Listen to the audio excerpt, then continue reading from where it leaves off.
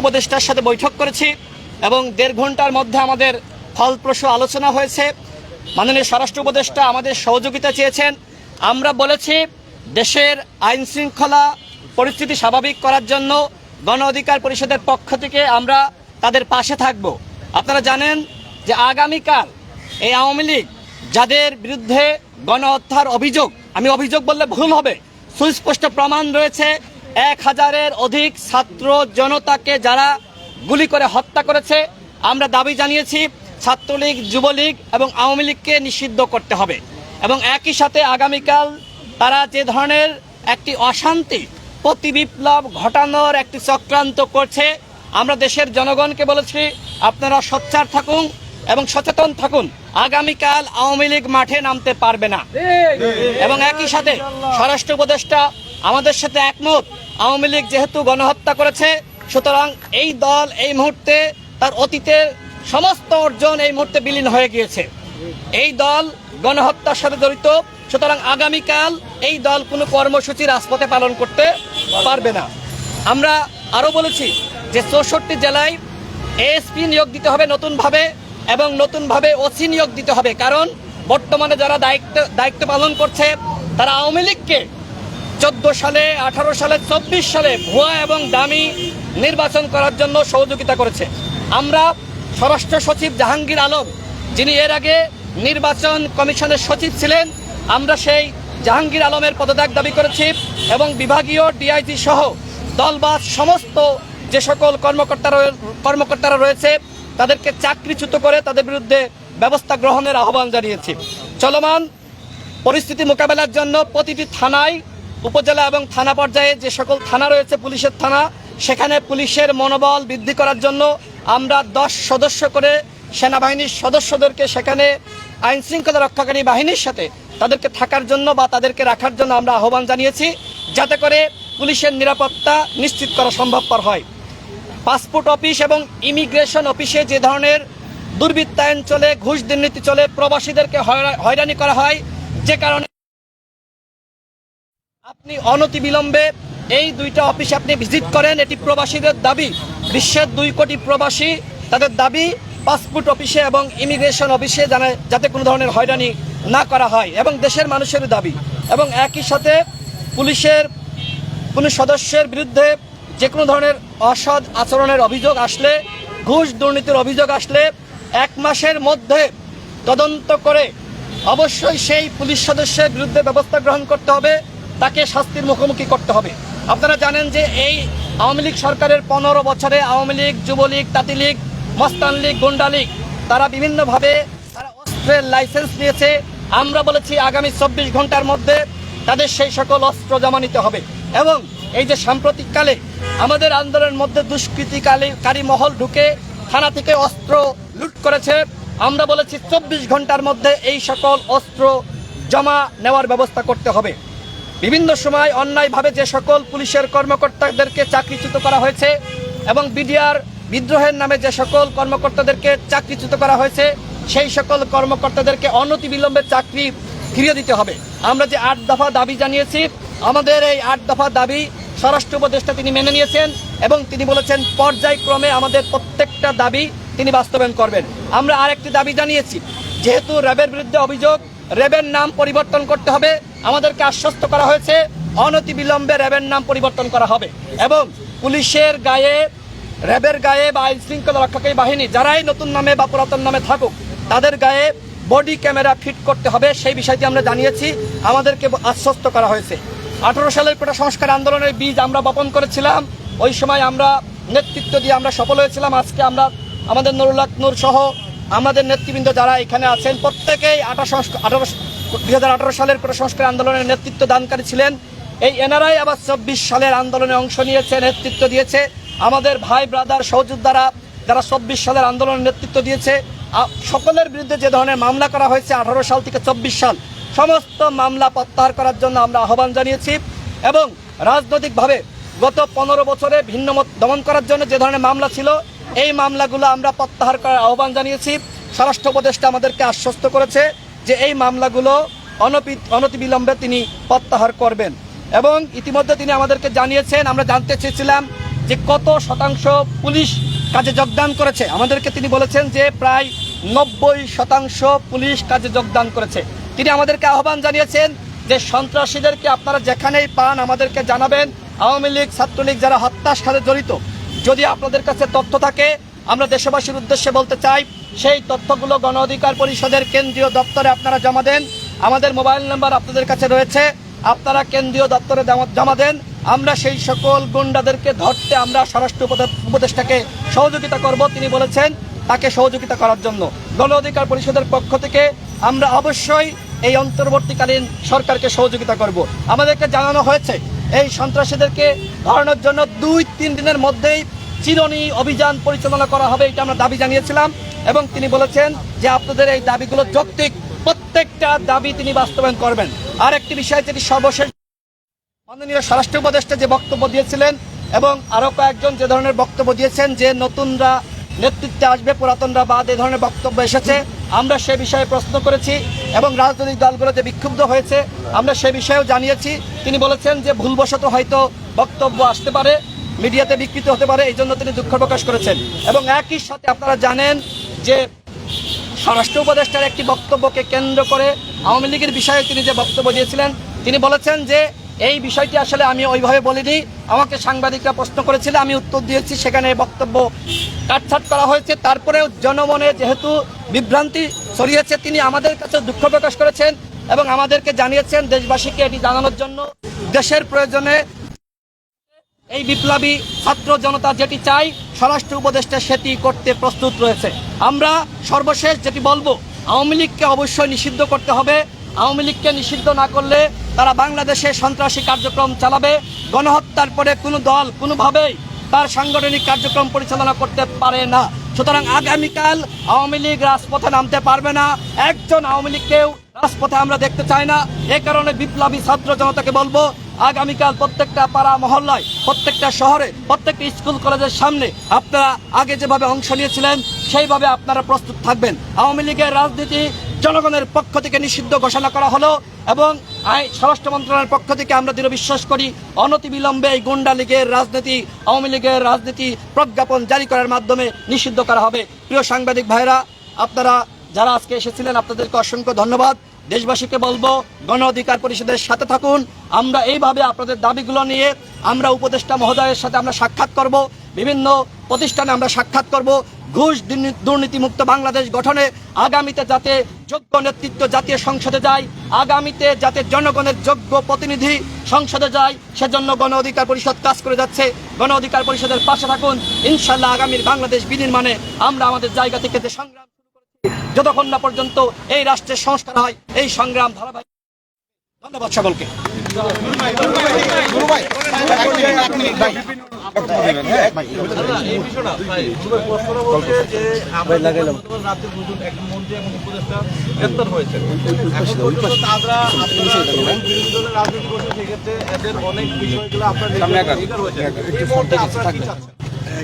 আমরা আজকে দুটো বিষয় থেকে মূলত আজকের এই মত বিনিময় বা সচিবালয়ে আমরা স্বরাষ্ট্র উপদেষ্টার সাথে কথা বলার জন্য এসেছি। একটা বিষয় হচ্ছে যে বর্তমান পরিস্থিতিতে যে কোনো মূল্যে আইন শৃঙ্খলা বাহিনীকে পরিস্থিতির নিয়ন্ত্রণ নিতে হবে, বিশেষ করে পুলিশি ব্যবস্থাকে ফাংশন করতে হবে। পুলিশ যেভাবে রুট লেভেলে প্রতিষ্ঠান হিসেবে ছড়িয়ে আছে, পুলিশ যদি ফাংশন না হয় তাহলে আইন শৃঙ্খলা পরিস্থিতি কিন্তু স্বাভাবিক হবে না। পুলিশ সহ সমগ্র প্রশাসনে গত 15 বছরে সরকার যেভাবে দলীয়করণ করেছে তাতে কিন্তু তাদের মতের বাইরে খুব কম লোক এই সমস্ত প্রতিষ্ঠানগুলোতে আছে। তাহলে রাতারাতি তো সব পরিবর্তন সম্ভব নয়। কাজে আমরা বলেছি যে এই প্রতিষ্ঠান সমূহে যাদের দেশপ্রেম আছে, সততা আছে, পেশাদারিত্ব আছে, তাদেরকে দিয়ে তাদের মধ্য থেকে অনতিবিলম্বে 64 জেলায় নতুন পুলিশ সুপার, থানা উপজেলায় নতুন ওসি দিয়ে এবং কোনো যে সমস্ত জায়গাগুলো ঝুঁকিপূর্ণ সেখানে পুলিশের সাথে সামরিক বাহিনীকে দিয়েও প্রথমত আইন শৃঙ্খলা পরিস্থিতি নিয়ন্ত্রণে আনা এবং আইন শৃঙ্খলা পরিস্থিতি নিয়ন্ত্রণে আনার জন্য মাননীয় স্বরাষ্ট্র উপদেষ্টা গণ অধিকার পরিষদ সহ সমস্ত রাজনৈতিক দলগুলোর সহযোগিতা চেয়েছেন, আন্দোলনকারী বিপ্লবী ছাত্র জনতার সহযোগিতা চেয়েছেন এবং আমাদেরকে আপনাদের কাছে এই আপিলটা পৌঁছে দেওয়ার জন্য বলেছেন। তো আমরা আশ্বস্ত করেছি যে সমস্ত রাজনৈতিক দলই দেশকে স্বাভাবিক অবস্থায় ফিরিয়ে নিতে সহযোগিতা করবে। আপনারা গতকালকে রাতে দেখেছেন সালমান এফ রহমান, ব্যাংক লুটেরা, শেয়ার বাজার লুটেরা, সমস্ত বিশেষ করে অনেকগুলো কেলেঙ্কারিতে তিনি কিন্তু জড়িত আছেন। কাজেই তাদের মতো ব্যক্তিদেরকে এমন মামলা দেওয়া যাবে না যে জামিন পেয়ে আবার বের হয়ে যায়। সুস্পষ্ট অভিযোগের ভিত্তিতে তাদের বিরুদ্ধে মামলা দিতে হবে এবং এদের পাশাপাশি আরও বেশ কিছু রাঘব বলরা ধরা পড়বে। তবে দেশের ইকোনমিকে গতিশীল করার জন্য, গতিশীল রাখার জন্য, মানুষের কর্মসংস্থান ঠিক রাখার জন্য এই মুহূর্তে যদি বড় বড় ব্যবসায়ীদেরকে গ্রেপ্তার করা হয় কিংবা ধরেন খুব দ্রুত সময়ের মধ্যে যদি তাদের প্রতিষ্ঠানে স্বাভাবিক অবস্থা ফিরিয়ে না আনতে সহযোগিতা করা না হয় তাহলে কিন্তু দেশের অর্থনীতি ক্ষতিগ্রস্ত হবে। কাজে আমরা বলেছি যারা সুস্পষ্ট অর্থ পাচার, দুর্নীতি, লুটপাট এর সাথে জড়িত, রাষ্ট্রীয় সম্পদ লুটপাট করেছে তাদের বিরুদ্ধে ব্যবস্থা নিতে হবে। কিন্তু ভালো ব্যবসায়ীরা যেন হয়রানির শিকার না হয়, ভালো ব্যবসায়ীদেরকে সহযোগিতা করতে হবে দেশের ইকোনমি আপনার ঠিক রাখার জন্য। প্রবাসী সহযোদ্ধাদের জন্য প্রবাসীদেরকে বৈধ পথে রেমিটেন্স পাঠিয়ে দেশের এখন রেমিটেন্স শক্তিশালী করতে হবে, কারণ এখন ইকোনমি এবং আইন শৃঙ্খলা পরিস্থিতি দুটো খুব বড় চ্যালেঞ্জ। সালমান এফ রহমান ধরা পড়েছে, আপনার আনিসুল হক ধরা পড়েছে। আশা করি আজকে এবং আগামীকালকে আরও অনেক রাঘব বলের ধরা দেখতে পাবেন। তবে আমরা এই যে গণহত্যার যে মাস্টার মাইন্ড বা গণহত্যা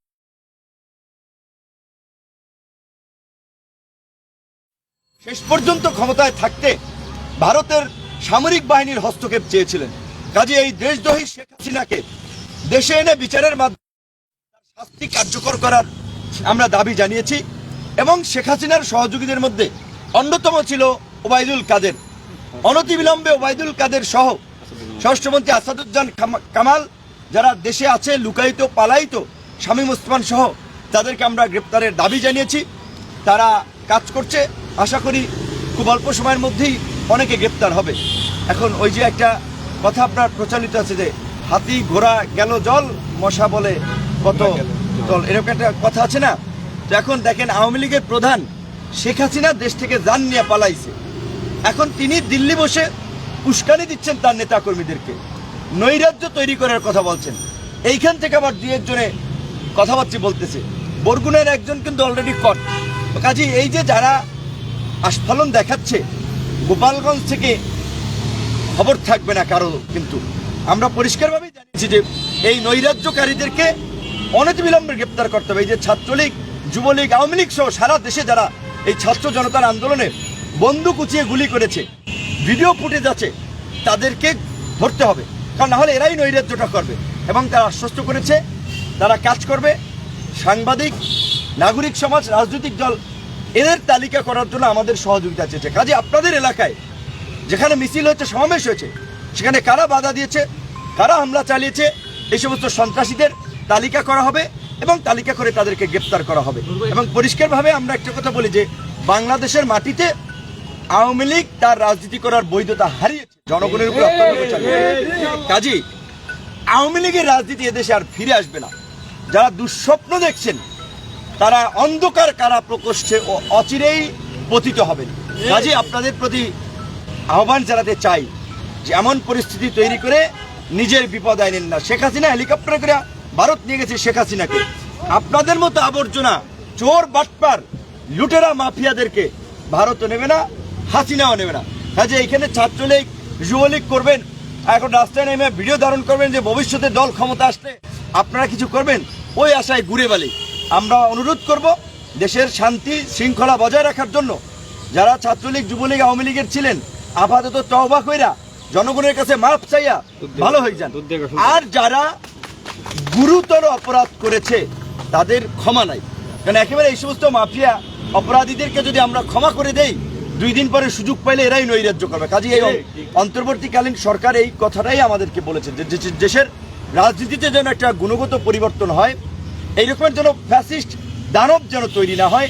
এখানকার প্রতিষ্ঠানগুলো, সেটা আপনার বিচার বিভাগ, সেটা আপনার গণমাধ্যম বলেন, দুর্নীতি দমন কমিশন বলেন, এইরকম যেন বেশ কিছু ভালো প্রতিষ্ঠান তারা গড়ে তুলতে পারে। পুলিশের সংস্কার সহ বিভিন্ন প্রতিষ্ঠানের সংস্কার করতে পারে, যেমন র্যাবকে ইতিমধ্যেই ডেথ স্কোয়াড হিসেবে আন্তর্জাতিকভাবে ডয়েচে ওয়েলে সহ আল জাজিরা করেছে এবং তাদের উপরে মার্কিন নিষেধাজ্ঞা রয়েছে। কাজে এই র্যাব নাম নিয়ে তো আর চলা যাবে না, র্যাব অনতিবিলম্বে বিলুপ্ত করবে, এটা তারাও কাজ করছে, আমাদেরকে জানিয়েছে। এবং আমরা বিশেষ করে একটা বিষয়ে দাবি জানিয়েছি যে গত 15 বছরে যারা এই যে পদ বঞ্চিত হয়েছে, অন্যায়ভাবে চাকরিচ্যুত হয়েছে, তাদেরকে প্রমোশন সহ সকল সুযোগ সুবিধা সহ চাকরিতে পুনর্বহাল, এবং যারা আওয়ামী লীগ সরকারের সুবিধাভোগী খয়ের খা চাটুকার ছিল তাদেরকে লাথি দিয়ে আপনার এই সচিবালয় সহ চাকরি থেকে চাকরিচ্যুত করা। কারণ ওরা দেশের শত্রু, ওরা জনগণের শত্রু, ওরা যদি প্রশাসনে থাকে তাহলে প্রশাসন আবার কলঙ্কিত হবে। একই সাথে সবাইকে যদি আপনি বাদ দিয়ে দেন, রাতারাতি কি নতুন সেট তৈরি করতে পারবেন? পারবেন না। কাজেই এর মধ্যে যারা সৎ ছিল, যাদের ন্যূনতম দেশপ্রেম ছিল, যাদের ন্যূনতম পেশাদারিত্ব ছিল, যারা অপেক্ষাকৃত কম অপরাধ করেছে, তাদেরকে সাধারণ ক্ষমা করে পুরো প্রশাসনকে ঢেলে সাজাতে হবে। নিরপরাধ কেউ আশা করি চাকরিচ্যুত হবেন না, ক্ষতির আশঙ্কায় পড়বে না। কিন্তু আওয়ামী লীগ যেই গেমটা খেলার চেষ্টা করতেছে, আর্মিকে আনস্টেবল করার চেষ্টা করতেছে, পুলিশকে আনস্টেবল করার চেষ্টা করতেছে, বিচার বিভাগকে কু করার চেষ্টা করতেছে, তো এই বিচার বিভাগ কিংবা আর্মি পুলিশের এই 250 জন 60 জন 100-150 অফিসার নিজের ঝুঁকি নিবে, তাতে কি সফল হয়ে যাবে? শেখ হাসিনা সহ সব কিছুকে রাজপথে মোকাবিলা করেই তো জনগণ গণ অভ্যুত্থান করেছে। কাজেই অভ্যুত্থানকারী জনগণ সতর্ক এবং সচেতন আছে, আপনাদের যে কোনো প্রচেষ্টাকে রুখে দিবে। কাজেই পুলিশের মধ্যে আমরা বলবো, যারা কাজে যোগদান করেন নাই অনতিবিলম্বে কাজে যোগদান করেন, যারা অন্যান্য আপনার বাহিনী সহ প্রতিষ্ঠানে আছেন তারা অনতিবিলম্বে কাজে যোগদান করেন, এবং বিভিন্ন লোকাল এলাকা সহ শহরে রাজনৈতিক দল, নাগরিক সমাজ, আন্দোলনকারী ছাত্র জনতাকে বলবো, আপনারা স্বপ্রণোদিত হয়ে থানায় গিয়ে ওসি সহ পুলিশের কর্মকর্তাদের সাথে মিটিং করেন, ইউনোর সাথে মিটিং করেন, জেলায় গিয়ে আপনারা এসপি ডিসির সাথে মিটিং করেন, তাদেরকে আশ্বস্ত করেন আওয়ামী মাফিয়াদের তালিকা করে এসপি ওসি ইউনো ডিসিদের কাছে দিন, ওদেরকে যেন গ্রেপ্তার করে এলাকার শান্তি এবং স্থিতিশীল পরিবেশ বজায় রাখার জন্য আওয়ামী মাফিয়া সন্ত্রাসীদেরকে গ্রেপ্তার করতেই হবে।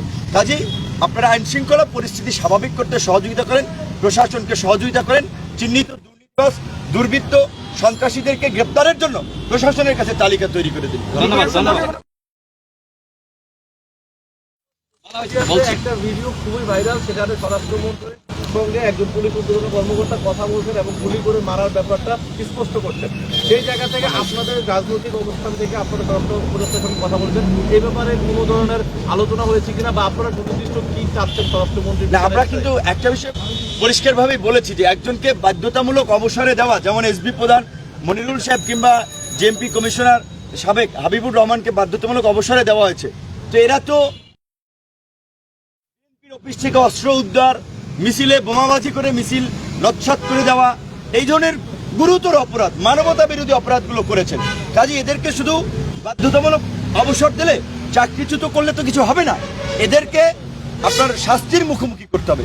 প্রয়োজনে আন্তর্জাতিক আদালতের মাধ্যমে, আন্তর্জাতিক মানবতা বিরোধী অপরাধ আদালতের স্ট্যান্ডার্ড বাড়িয়ে বিশেষ ট্রাইব্যুনাল করে তাদেরকে অবশ্যই শাস্তিমূলক পদক্ষেপ নিতে হবে, এই দাবি আমরা জানিয়েছি। আমি আরেকটা বিষয় বলি, সেটা হলো যে জনগণের উদ্দেশ্যে বলতে চাই যে আপনারা সীমান্তে পাহারা বসান, একজন আওয়ামী লীগার, একজন গুন্ডা লীগ, মাস্তান লীগ যাতে করে পালিয়ে না যেতে পারে, মাননীয় স্বরাষ্ট্র উপদেষ্টার পক্ষ থেকে এই আহ্বান জানানো হয়েছে যে এইটা আমাদেরকে পাহারা দিতে হবে, সীমান্তে পাহারা দিতে হবে। ধন্যবাদ।